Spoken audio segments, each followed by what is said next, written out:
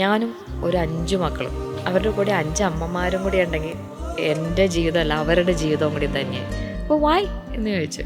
അപ്പോൾ ഞാൻ പറഞ്ഞു, ഈ മക്കൾ ജനിച്ചുകൊണ്ടുണ്ടല്ലോ അവർ കേട്ടിട്ടുള്ള പഴി, നിൻ്റെ ശാപം എൻ്റെ ശാപം, നീ അങ്ങനെ ചെയ്തുകൊണ്ട് ഞാൻ ഡിസ്കാർഡഡ് ആവുകയാണ് ഒരു സമൂഹത്തിൽ നിന്ന്. ഞാൻ അതിൻ്റെ ചുറ്റുമുള്ള സ്റ്റിഗ്മ റിലേറ്റഡ് ടു ദാറ്റ്. ഇവർ ഐസൊലേറ്റഡ് ആവുകയാണ്. ഈ അമ്മമാർ ഈ മകനുള്ളതുകൊണ്ട് എനിക്ക് അങ്ങ് പോകാൻ പറ്റിയില്ലെന്ന് വിഷമിക്കുന്ന ഒരുപാട് പേര് എന്നും ഈ മകനെ മകളെ സങ്കടത്തോടെ മാത്രം കണ്ട് ഒരു നിമിഷം ഈ മകനെ കൊണ്ട് പ്രൗഡാക്കിക്കണം എന്നുള്ള തോട്ടിൽ, ഇതാണ് തോട്ടെന്ന് പറഞ്ഞപ്പോൾ സാറൊന്ന് അനുവദിച്ചു തന്നു. അങ്ങനെ ആ റിപ്പബ്ലിക് ഡേയുടെ അന്ന് നമ്മൾ രാജ്ഭവനിൽ എത്തുമ്പോൾ നമ്മുടെ പേരെഴുതിയ കസേരകളിലാണ് ഈ അമ്മമാരിയ്ക്കുന്നത്. ഓരോ അമ്മയുടെയും proud moment. I am at Raj Bhavan invited by the honourable governor of Kerala.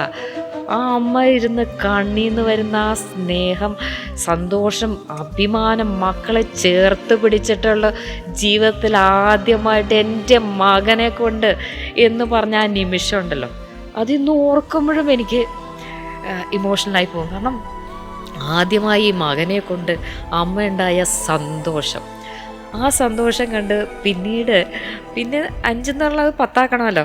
പിന്നെ അടുത്ത് പിന്നെയും ചെയ്യും, സാറേ ഒരു 2 എണ്ണം കൂടി തരും.